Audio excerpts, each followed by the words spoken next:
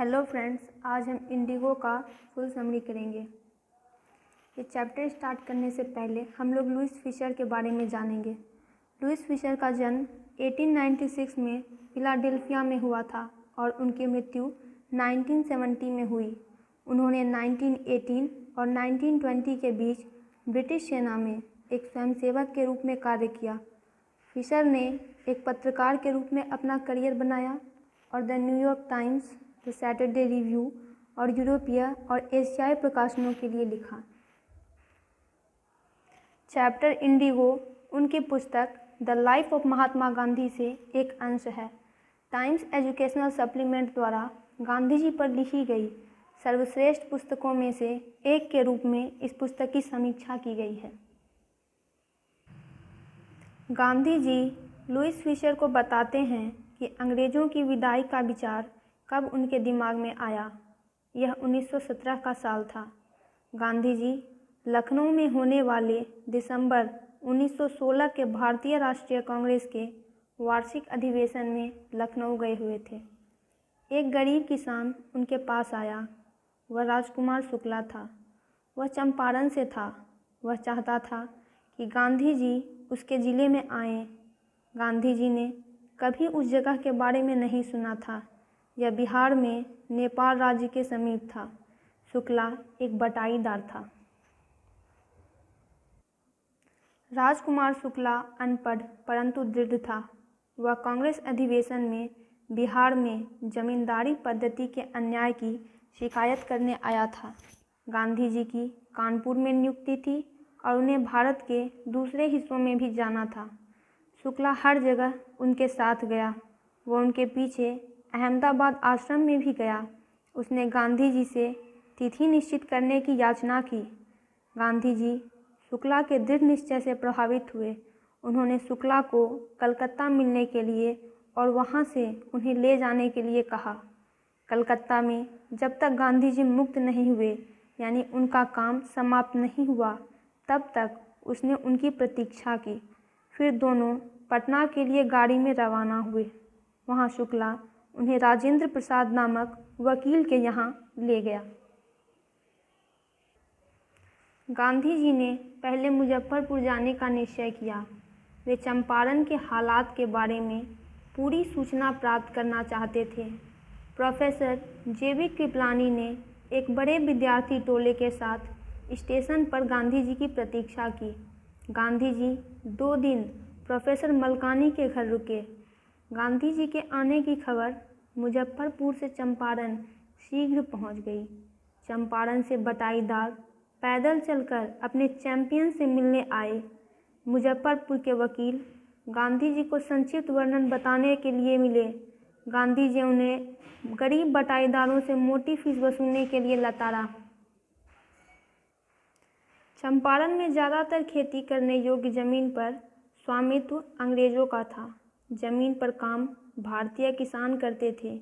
Germany ने synthetic नील का आविष्कार कर लिया था। अब नील की खेती अधिक लाभदायक नहीं थी, इसलिए उन्होंने बटाईदारों द्वारा नए करारनामे ले लिए थे। उन्हें 15% करारनामे से मुक्त होने के लिए जमींदारों को मुआवजा देना था।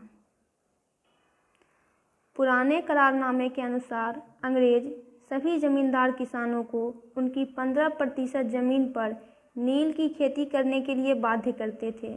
उन्हें नील की समूची खेती को जमींदार को किराए के रूप में देना पड़ता था। जो इसका विरोध करते, उन्हें उनके किराए के गुंडों द्वारा सताया जाता था। इस बीच अनपढ़ बटाईदारों ने जमींदारों की चालाकी को भांप लिया। वे मुआवजा देने के लिए तैयार नहीं थे। जिन्होंने दस्तखत कर दिए थे, उन्हें अपना पैसा वापस चाहिए था। गांधी जी ब्रिटिश जमींदार एसोसिएशन के सचिव से मिले, लेकिन उसने उन्हें कोई सूचना नहीं दी। गांधी जी कमिश्नर से मिले। उसने केवल उन पर धौंस जमाई और उन्हें स्थान छोड़ने की नसीहत दी। गांधी जी वहां से नहीं गए। वे मोतिहारी की ओर आगे बढ़े, जो चंपारण की राजधानी थी।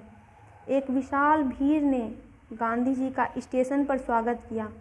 नज़दीक के एक गांव में एक किसान के साथ दुर्व्यवहार किया गया था। गांधी जी एक हाथी की पीठ पर बैठकर वहां पहुंचे। गांधी जी को कस्बे में वापस आ जाने के लिए कहा गया।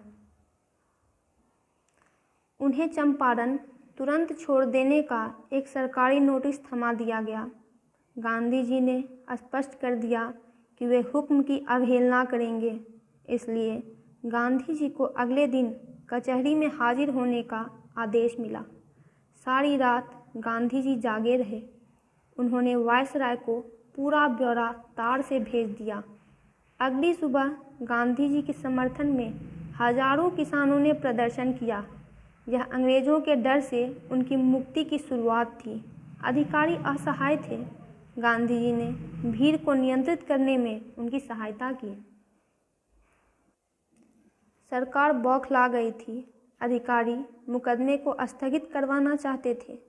गांधी जी ने देरी का विरोध किया। गांधी जी ने न्यायालय को सूचित किया कि वह कर्तव्य द्वंद्व में फंस गया था। यह उसका कर्तव्य था कि वह एक कानून तोड़ने वाले के रूप में एक खराब उदाहरण पेश ना करे। दूसरी ओर उसे हजारों गरीब बटाईदारों के प्रति न्याय करना था। उसने चले जाने के आदेश की अवहेलना की। गांधी जी का कानूनी सत्ता के प्रति पूरा सम्मान था, लेकिन अंत में उन्होंने अपने अंतःकरण की आवाज़ को सुना। न्यायालय ने कई दिनों तक फैसला नहीं सुनाया। इस बीच गांधी जी को आज़ाद रहने के लिए छोड़ दिया गया।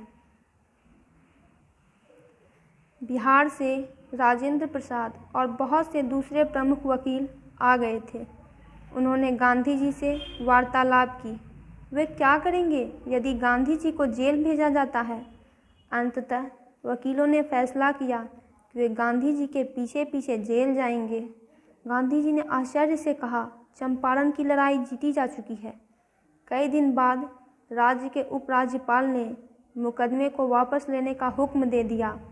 इस प्रकार सविनय अवज्ञा आंदोलन की पहली बार आधुनिक भारत में विजय हुई। गांधी जी के उपराज्यपाल से 4 साक्षात्कार हुए। उसने नील बटाईदार किसानों के हालात पर एक जांच कमीशन की नियुक्ति कर दी। गांधी जी किसानों के केवल मात्र एक प्रतिनिधि थे। वह चंपारण में 7 महीने से भी अधिक रहे। जमींदारों के विरुद्ध बहुत से प्रमाण थे। उन्होंने बटाईदारों से गैरकानूनी ढंग से ज़बरदस्ती पैसा वसूला था। गांधी जी ने 50% की मांग की। जमींदारों ने केवल 25% पैसा वापस देने की पेशकश की। गांधी जी मान गए। गतिरोध टूट गया। गांधी जी ने चंपारण के गांवों में सांस्कृतिक और सामाजिक पिछड़ेपन को देखा। वे इसके बारे में शीघ्र ही कुछ करना चाहते थे।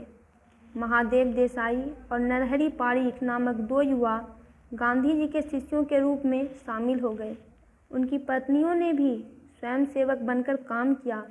मुंबई, पूना और दूसरी दूर की जगहों से भी और बहुत से लोग आए।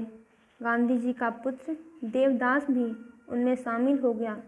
6 गांवों में प्राथमिक पाठशालाएं खोली गई। चंपारण घटना गांधी जी के जीवन में एक मोड़ बिंदु थी। यह एक अवहेलना कार्य के रूप में आरंभ नहीं हुई। यह गरीब किसानों को दुखों से मुक्ति दिलाने का एक प्रयत्न था। गांधी जी एक नए स्वतंत्र भारतीय को नया स्वरूप देना चाहते थे।